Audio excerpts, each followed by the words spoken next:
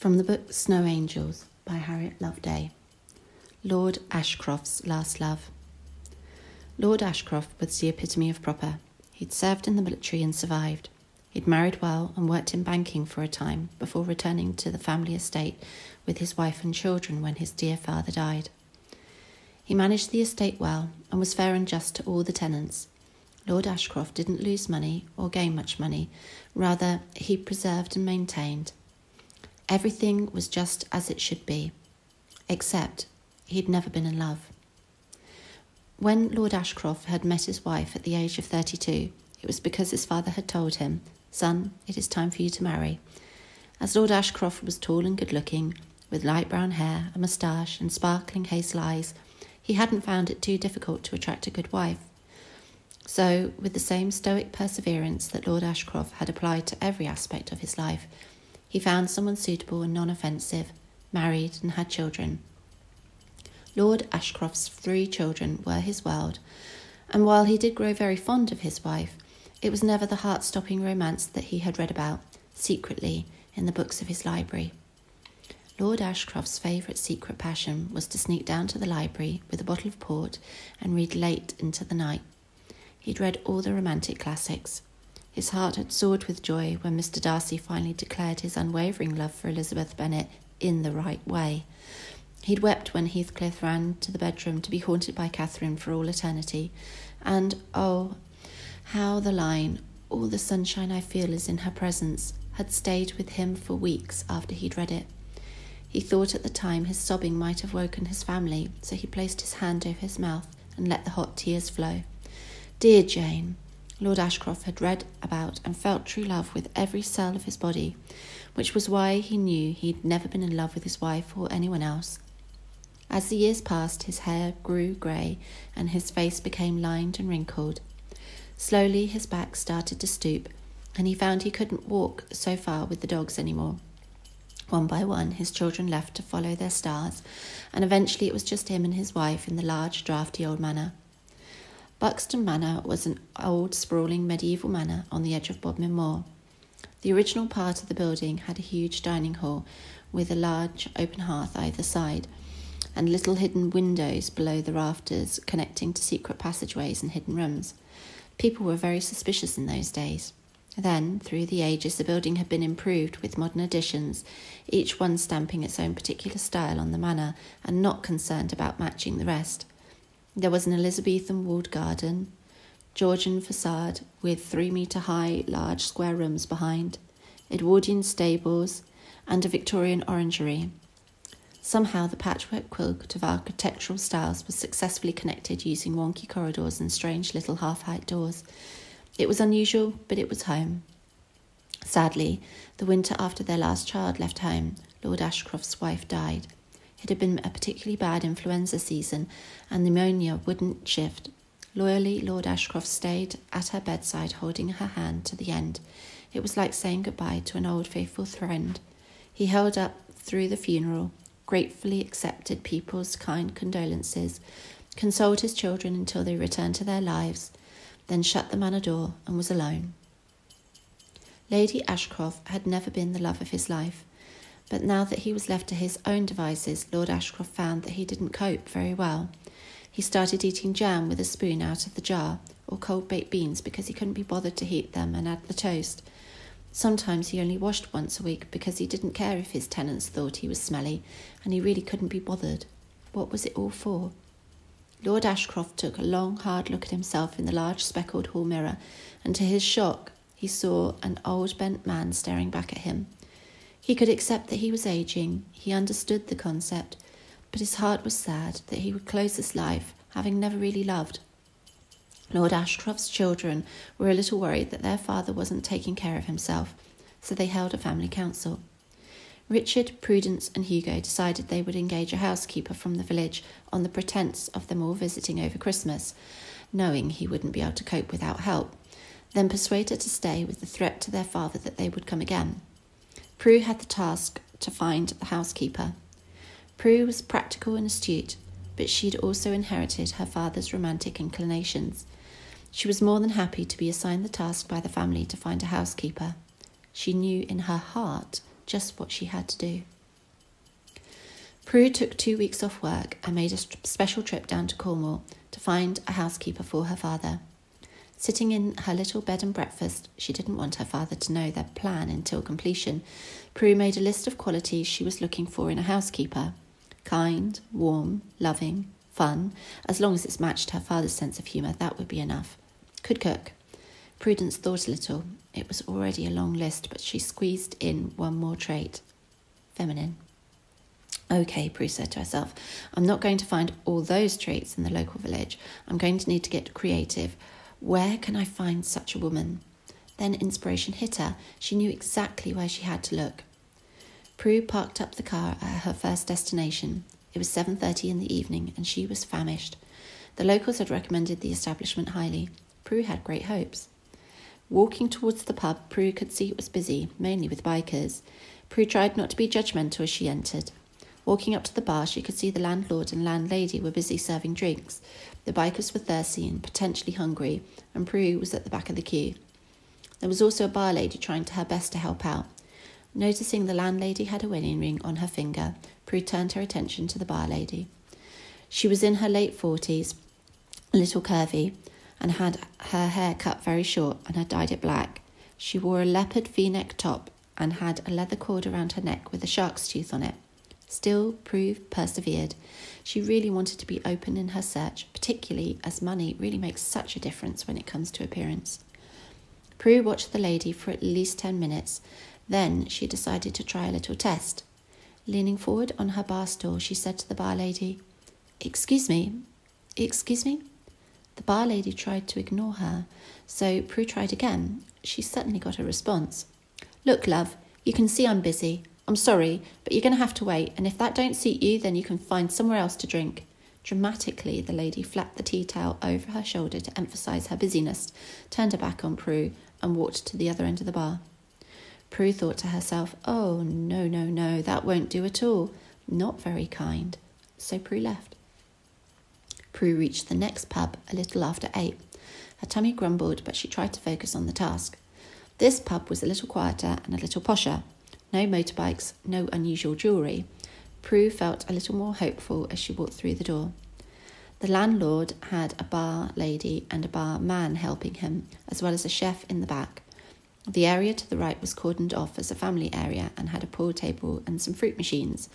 There was a couple of tourist families finishing their evening meals and some children aged between 8 and 12, Prue guessed, playing pool at the table. One of the mums also had a small baby, possibly from a second marriage, Prue correctly assumed. Prue sat herself down at the bar and the bar lady came to greet her. What can I get you, love? Oh, just a soda and lime and the bar menu, thank you. Prue watched the lady prepare her drink. She was small and skinny.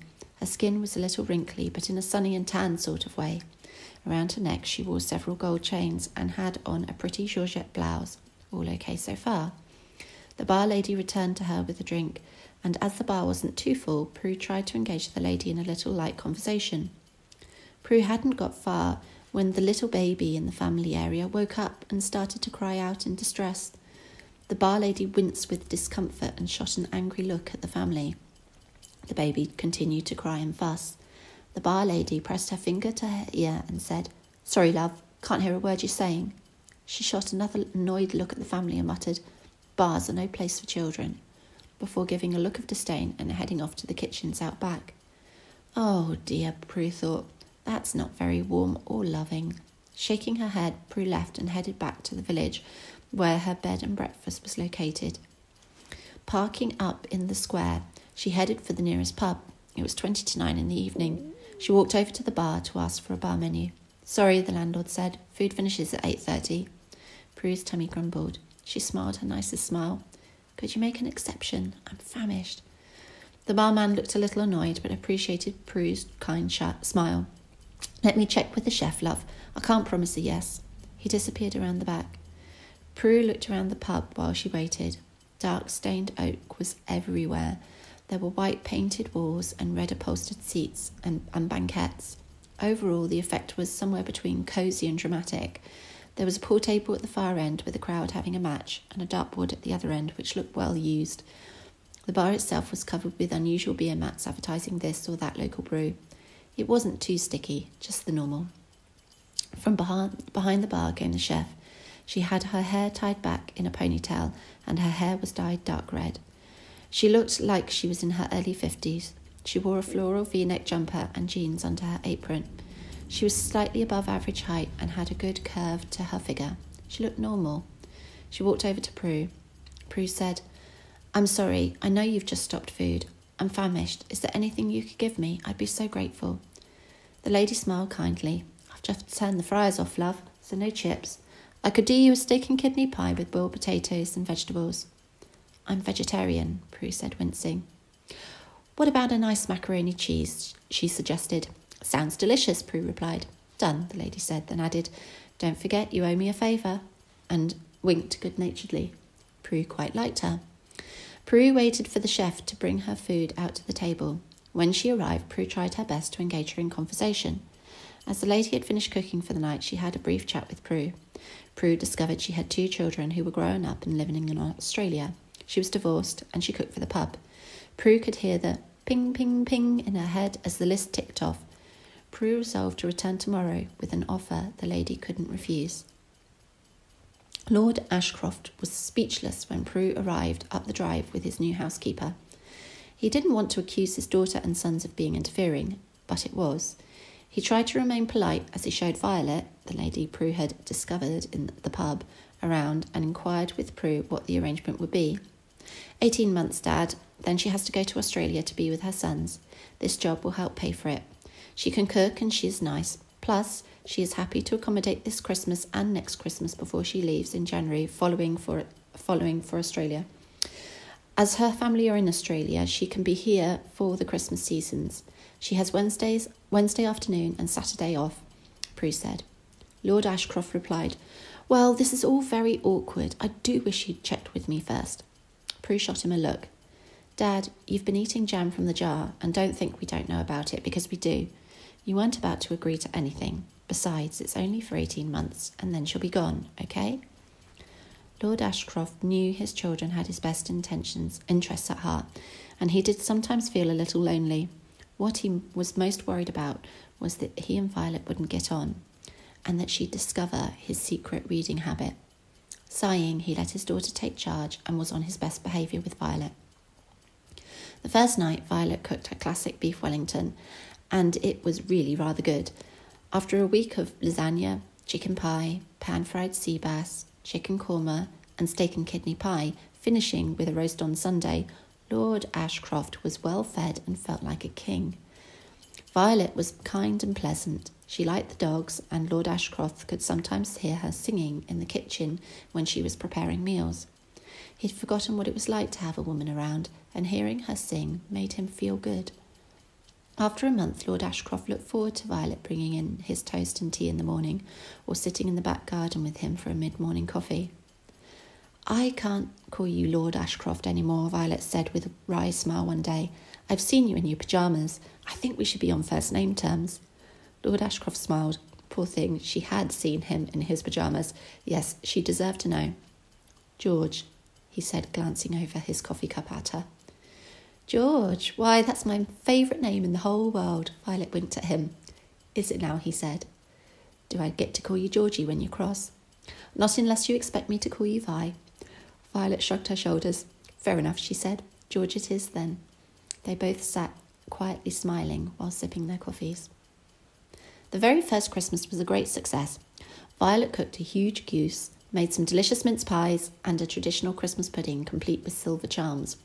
Prue was quite excited to see how things had developed between her dad and Violet, but was most disappointed when Violet received a silver thimble in her piece of Christmas pudding and her dad had a silver button.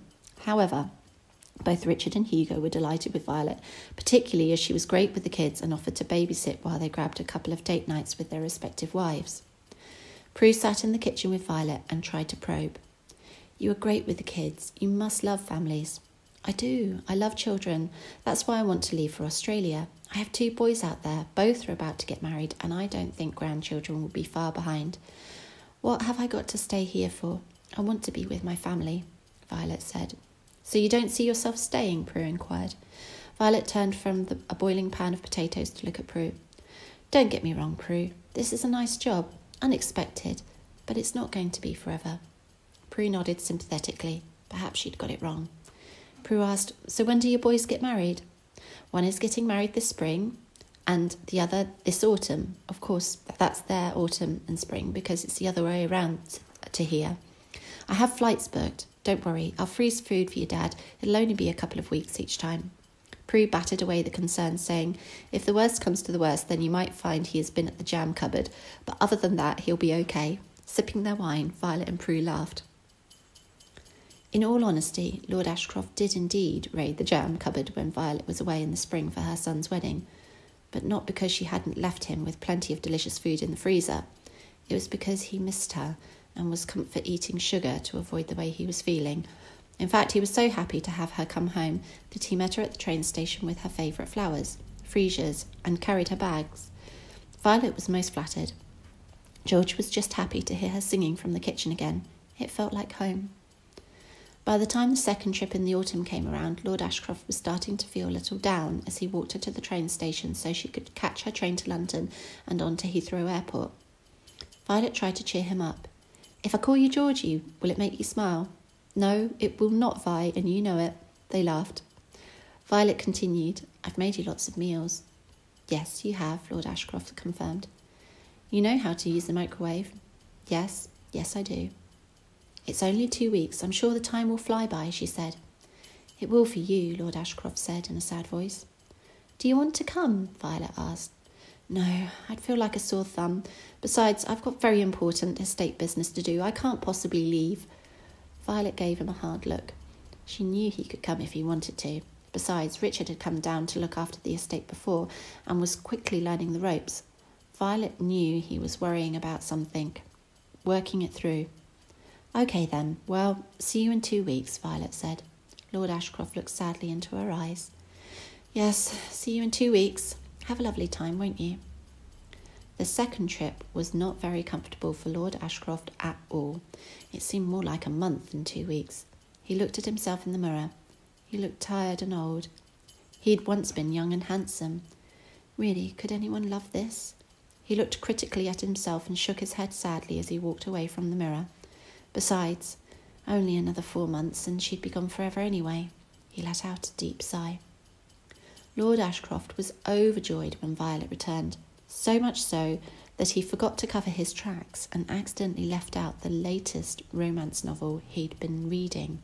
He was absolutely mortified when Violet found it open in the library and poked her head around his study door, holding the book aloft and saying, I know I haven't read it, so this must be you. Lord Ashcroft looked up in horror. Absolutely not. I don't know what you're talking about. Violet came into the study and stood very still as she said, You know, my dad died of Alzheimer's. One of the worst ways to go. I've watched the film 100 times. We should watch it. There were some tears in her eyes. She was perfectly serious. Lord Ashcroft rushed to get a tissue and gently handing it to Violet said, It's truly a terrible disease. I am sorry for you. I don't want to upset you. Do you really think you want to watch a film about it? Violet nodded through her tears. Yes, because it helps me connect emotionally to the way I feel about the disease, and it's a beautiful love story. I don't want to spoil the ending of the book, though. Lord Ashcroft said tenderly, Not at all, you won't spoil the book. If you get the film, then we can watch it together. A couple of days later, Violet returned with a DVD from the post and placed it on Lord Ashcroft's study desk. Your place or mine, she asked. Oh, definitely mine. I'll bring the bubbles too, he smiled. Done, Violet said. That evening, Lord Ashcroft and Violet sat down to watch The Notebook. By the end, Violet was sobbing, and so was Lord Ashcroft. After that, they quite often watched a romantic film late in the evening, and Lord Ashcroft felt relieved that he didn't have to keep his secret passion a secret anymore. By the time the second Christmas came around, Lord George Ashcroft was completely in love. The scent of her, the way she tucked her dark red hair behind her ears, her laugh, her gentle singing, the way she teased him, but not too much. He was in agony. He didn't want her to go. But what could he do? Perhaps he should propose. Would she stay? Would she say that he was too old and that it wasn't part of the agreement? Lord Ashcroft twisted himself in knots about it, But when, to Prue's design, he received a silver wishbone in his Christmas pudding and Violet received a silver bell, he took it as a sign. Sure of himself, he planned how he might propose to Violet. The family left between Christmas and New Year, so on New Year's Eve, Lord Ashcroft arranged for a movie night and bubbles, and while they were watching the movie, for there to be a surprise fireworks display in the estate grounds, so that Violet might be tempted outside to see the display and accept his proposal. Everything went according to plan. "What's that?" said Violet, going to the window. "Oh, it's a fireworks display. George, come look." "So it is," said Lord Ashcroft. "Let's put on our coats and go outside to look at it properly." Quickly putting on their coats, they rushed out into the garden to watch the incredible display over their heads. "Violet," Lord Ashcroft said. Violet turned around to face him, and he dropped to his knee. From his pocket he pulled out a beautiful emerald and diamond engagement ring. "Violet, I have never felt love like I do with you. Please, please don't go. Would you do me the honour of becoming my wife?" Violet looked shocked. Then she looked sad. Then she shook her head. "No," she said in a small whisper. "I'm so sorry, George. I love you too. But we only have 2 out of 3, and I want to be with my family." Lord Ashcroft stuttered in shock. He'd been so sure. He couldn't quite understand what she was telling him. 2 out of 3? What do you mean? What is 2 out of 3? Violet explained. "It's the 3 C's, George. Chemistry, communication, compatibility." "But we have chemistry," he exclaimed. "Yes, we do," Violet confirmed. "And we have communication," he said, exasperated. "Yes, but we aren't compatible," she said sadly. "What do you mean?" Lord Ashcroft was confused. "I mean, I want to go, and you want to stay. We can't make it work. I'm so sorry." With tears streaming down her face, Violet ran back indoors, leaving Lord Ashcroft on his knee, holding a beautiful diamond and emerald ring. Violet had a month left, and for the whole of January neither of them mentioned that night, but it hung in the air like an unopened present. The more they knew they couldn't have each other, that it couldn't work, the more they wanted each other. Soon it was the season of lasts, the last steak and kidney pie, the last film night, the last bottle of bubbles. Every fibre of Lord Ashcroft's being wanted to reach out and touch her, to plead with her to stay, but he'd given it his best shot and she'd said no. What else could he do? The last evening was torture. They both tried to be cheerful over dinner, but it was false. Violet looked close to tears most of the time, and to be honest, so did Lord Ashcroft. So he tried to keep his remarks to the weather and asking if she'd packed, several times. The next morning he drove her to the train station in his car. She was travelling to London today and would catch her flight tomorrow. She'd sent most of her luggage over already and was only travelling with 1 suitcase and 1 handbag. Her life was packed up from Cornwall. Soon she would be gone, forever. Lord Ashcroft waited on the train station platform with Violet and helped her with her bags onto the train. Then, with tears streaming down his face, he stood outside the carriage window as she slipped into her seat. Raising his hand to the glass, he whispered, "I love you." Raising her hand to the glass to perfectly match his, she mouthed back, "I love you too." Her eyes were full of tears. The guard blew his whistle. Lord Ashcroft was asked to stand back from the train, and slowly, painfully, he was separated from his only love. Lord Ashcroft was beside himself when he reached Buxton Manor. He couldn't settle in his study, and he was grumpy with his dogs. Even a spoon of jam from the jar and a bit of quiche Violet had made and left for him didn't suit him at all. That evening he watched The Notebook, and with the music still haunting him, he quietly took himself off to bed. "Excuse me, miss," the man at Melbourne Airport said. "I'm looking for a Miss Violet Panova." "Yes," Violet said, "that's me. I have a message for you, an important message for you." The man handed her a bunch of flowers with a little attached envelope. Violet looked puzzled, took the flowers, a huge bouquet of freesias, and opened the envelope. Inside was written, "Will 3 out of 3 be okay? I'm arriving on the 20:35 evening flight from Singapore. Marry me, George." Violet cupped her hand over her mouth, and tears of joy sprung from her eyes as she kissed the little envelope and replied to the flowers, "Yes, George, 3 out of 3 will work. I will." Exiting the terminal gate and wheeling her suitcase towards her waiting sons, she hugged them tightly and said, "I have a little surprise for you. I think I'm engaged."